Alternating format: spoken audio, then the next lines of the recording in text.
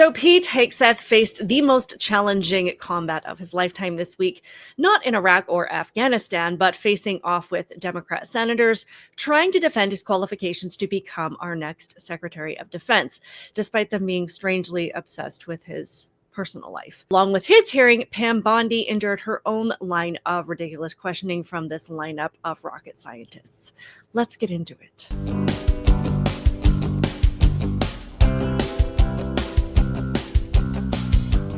Welcome to my channel, Outspoken Samantha. I appreciate you being here. Please hit the thumbs up, become a subscriber if you're not already, and maybe turn on your notifications so that you never miss out on a conversation like the one we're about to have. So we're getting into the hearings regarding Trump's picks for various roles throughout his upcoming administration, having these people go before the Senate in an effort, of course, to get voted into the position that they have been nominated for. And as expected, though some of the questioning was absolutely appropriate and in line with the information we need to determine if the person being interviewed is qualified for the job that they've been nominated to fulfill, without a doubt, there will always be people who jump in and derail the conversation into territory that turns an otherwise serious discussion into dialogue that you might expect from a hysterical ex-partner or a deranged troll on the internet. Enter the embarrassing performance by several Democratic senators in the hearings with Pete Hegseth and Pam Bondi. Let's just say this group of elected leftist representatives collectively brought the IQ of the room down into the double digits. So let's get into this. To start off the clown show, we had Senator Mazie Hirono from Hawaii, who, instead of asking Pete Hegseth about his qualifications in the military or his understanding of domestic and foreign conflict, she chose to hone in on his drinking habits. Do you know that being drunk at work is prohibited for service members under the UCMJ? Senator, those Yes are or no? multiple false anonymous reports peddled by NBC Do you News know that run the directly drinking on the job contradictory to is the dozens of men and women at not Fox News contemplated Channel on it?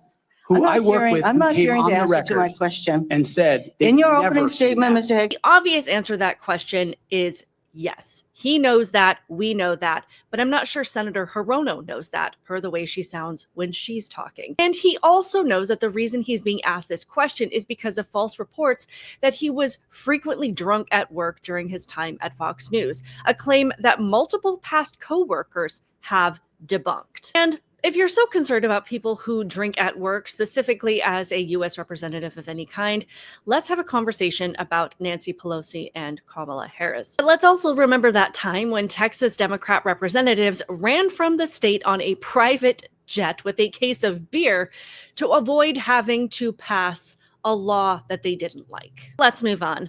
Pam Bondi had to deal with the same ridiculousness from Senator Hirono as she was asked about her ability to remain professional. ability to ensure the fitness of all nominees, I ask the following two initial questions. First, since you became a legal adult, as part of my responsibility to ensure the fitness of all nominees, I ask the following two initial questions.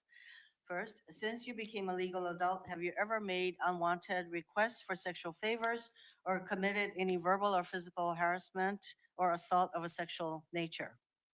No, Senator. So it's fair to want to know that the people that we work with are safe and not going to behave inappropriately, but this guy brought up the irony of these questions in this very specific situation. I can't be the only one who finds it wildly ironic that a body of senators questioning a cabinet nominee with hypotheticals like, if you did this, wouldn't that be disqualifying? But if you did that, would that be disqualifying? When Congress has a taxpayer-funded slush fund for settling sexual harassment claims on the job. And on top of that, Ted Kennedy literally got drunk and killed a girl, and they call him the Lion of the Senate. There was Tammy Duckworth. This woman is so dumb. She decided to ask Pete Hegseth about doing audits when hasn't the Pentagon failed like 7 audits? And when he tried to give her information that might be more relevant to his experience and qualifications, she just proceeded to scream at him. Led an audit of any organization, yes or no? I don't want a long answer, yes or no. Have you led an audit of any organization of which you were in charge? Senator, in both of the organizations I ran, we were always completely fiscally responsible. Yes or with the no, money did that you we lead had. an audit? And the way yes my or leadership no, did has you lead been an audit? stated Yes or has no? been completely What are you afraid of? You mischaracterized. can't answer this question. Yes or no, did you lead an audit? Do you not know this answer?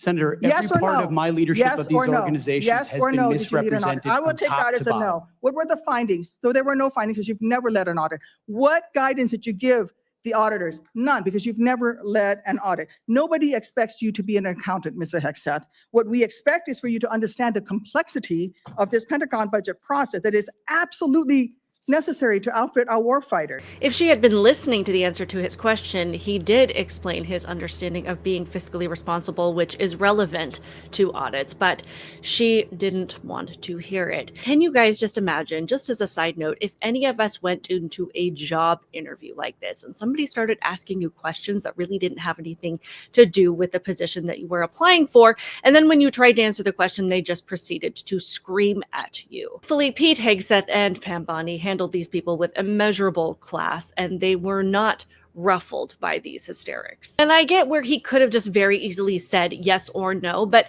most of the time they're looking for a soundbite to weaponize, and there really is no winning. The short answer gives them the soundbite that they want to use against this person, and the long answer gives them room to scream about not answering the question. And then screaming over someone when they try to talk allows them to drown out the fact that the person they're questioning might actually be giving a good answer to their question, but their answer makes the person questioning them just look stupid, and they can't have that. So either way, there's no doubt that Tammy Duckworth was completely unhinged. Then she really thinks she's getting a dig in against Pete Hegseth at the end of her hysterical rant, but she just continues to make herself look stupid. Women who've earned their place in their units.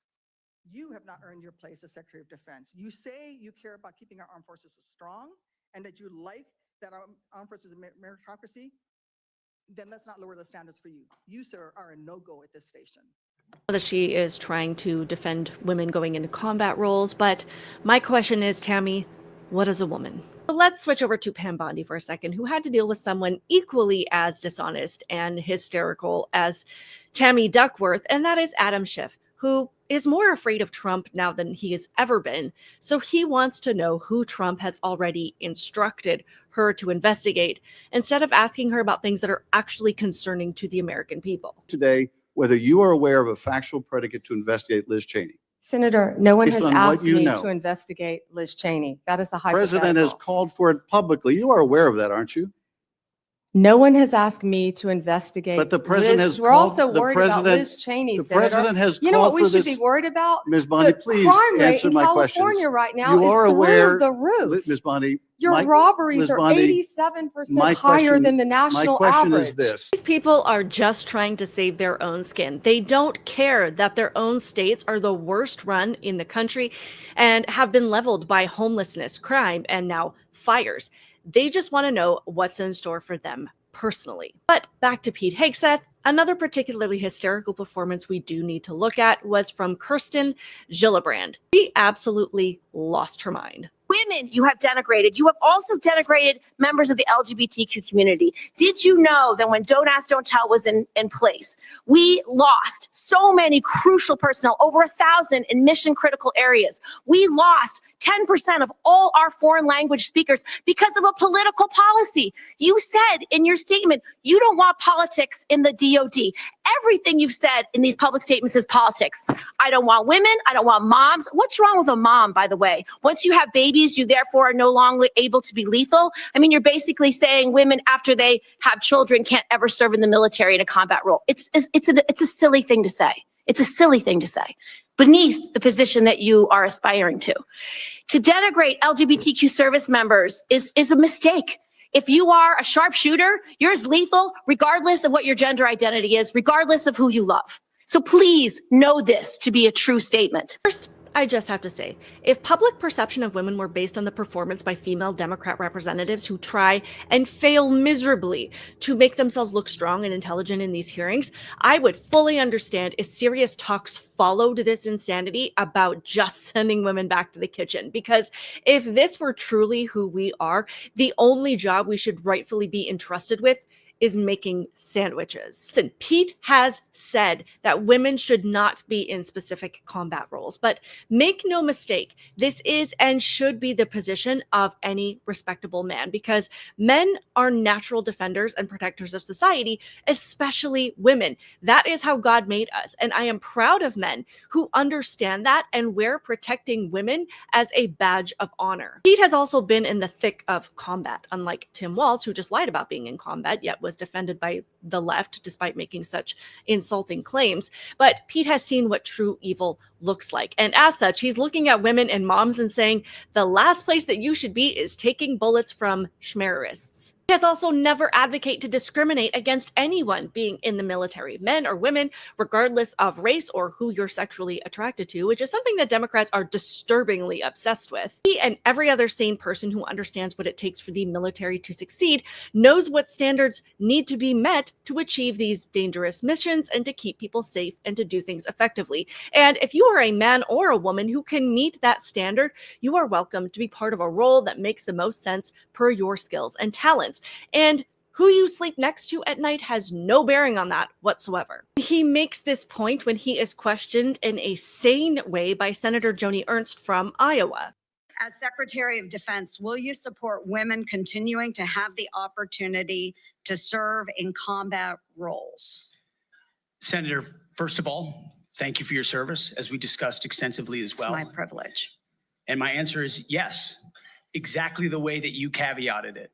Yes, women will have access to ground combat roles, combat rows, given the standards remain high, and we'll have a review to ensure the standards have not been eroded in any one of these cases. That'll be part of one of the first things we do at the Pentagon, is reviewing that in a gender neutral way, the standards, ensuring readiness and meritocracy is front and center. But absolutely, it would be the privilege of a lifetime to, if confirmed, to be the Secretary of Defense for all men and women in uniform who fight so heroic. They have so many other options. They decide to put their right hand up for our country, and it would be an honor to have a chance to lead them. And to just further dive into the point that Pete Hegseth is making, this was a clip from a conversation Representative Anna Paulina Luna said during a conversation with Glenn Beck, and she, unlike Kirsten Gillibrand or any of these other dishonest senators who are just trying to rile up their mindless base against this man, understand what's at stake and why he has said what he said. Okay, so first of all, yesterday during the confirmation hearings, Pete did incredible. They were trying to lock him into their sound clips or sound bites. But, the one thing that I kept hearing from the Democrats was they were taking his comments out of context in regards to women in the military. So Pete never said that he didn't want women to serve in the military. In fact, it's quite the opposite. But I have the same agreement in that there are certain roles that women should not be subjected to in the military, right? So in a lot of foreign countries, you'll see that there will be women-only sniper teams and or women-only teams that will see certain combat. Now, I preface this by saying that there has been a study that was done, and it showed that when women were placed in harm's way, that the natural instinct for men was to protect that woman. Yep. And that's the right thing to do. That's that quote unquote toxic masculinity that the left tries to attack us with all the time. That is human nature. We're born with that. But go ahead. Men are born, right? And so when you have, though, a woman that's, let's say, placed on a special forces team, they come under fire, hypothetically, that woman gets hurt. Instead of focusing on the mission as if it would be if there were just other men present, the men would then in turn go to protect that woman. And it could ultimately result in more casualties, more people getting hurt, and then also jeopardize the success of the mission. And so I think when we're looking at, military policy as a whole, we need to take these things into account and consideration. And that's what Pete was saying. We know that high standards are what keeps people safe. Men and women, regardless of how they look or who they want to be in a relationship with, are welcome to work toward those standards. And if they meet them, they can fulfill the role. But if you choose to lower standards because you don't want to hurt people's feelings, then you are the one putting them in danger. You're not advocating for them. You're pushing something that you know is dangerous, but you ignore the danger because it makes you feel virtuous. And that's disgusting and embarrassing. But I think the worst moments came from Senator Tim Kaine, who decided to drag Pete Hegseth's personal life into the conversation in the worst way. Did you ever engage in any acts of physical violence against any of your wives?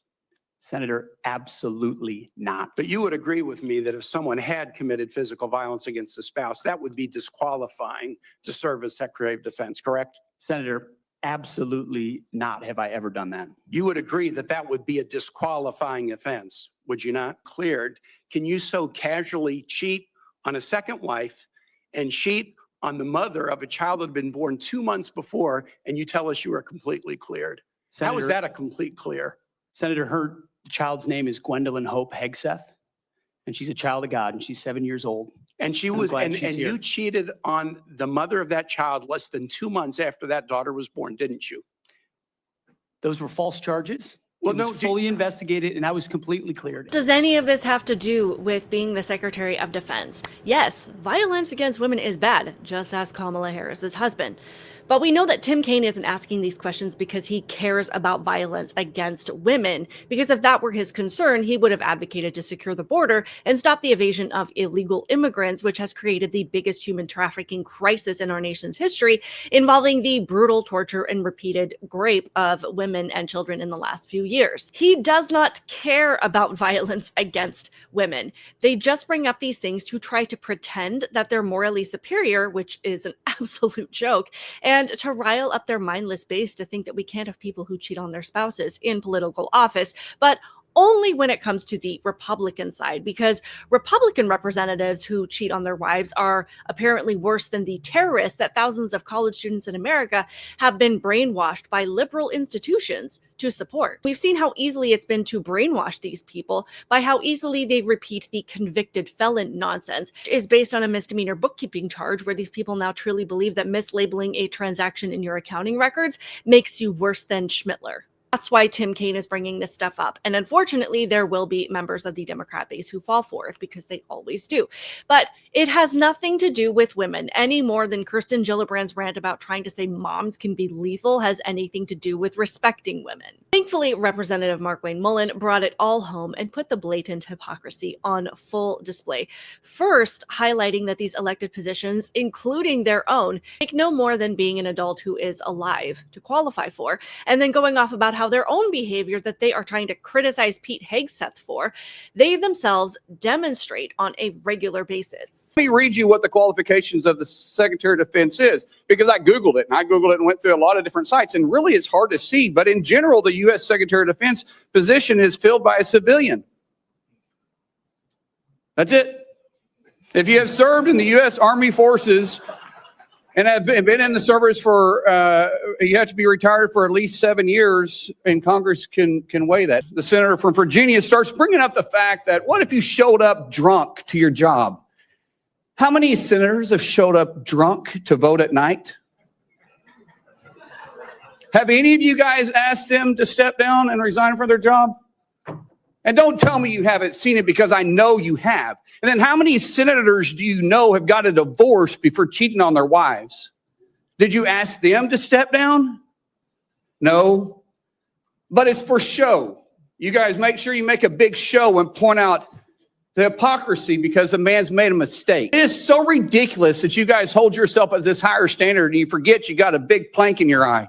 Now, truthfully, we can't just glaze over the fact that he just told all of us that our representatives are frequently showing up at night drunk to vote on important pieces of legislation. But here we are. Secondly, regarding the position that Pete Hegseth has been nominated for, I don't care if he's divorced. I don't care if he's cheated on his wife. Personally, of course, I think it's abhorrent behavior and I strongly disagree with it. But as far as the job he's being asked to do, I don't care. And the problem with bringing up the personal lives of these people is that if we really did care about the level of morality that the Democrats especially try to claim that they stand against when it comes to filling these important positions, about 90% of the people we've had in office over the last 240 plus years probably wouldn't have been there, including the Kennedys and including the Clintons. The truth is, on the right, we do care about people's morals and their character, but we also understand that when it comes to politics, we're not going to get the morality that we want from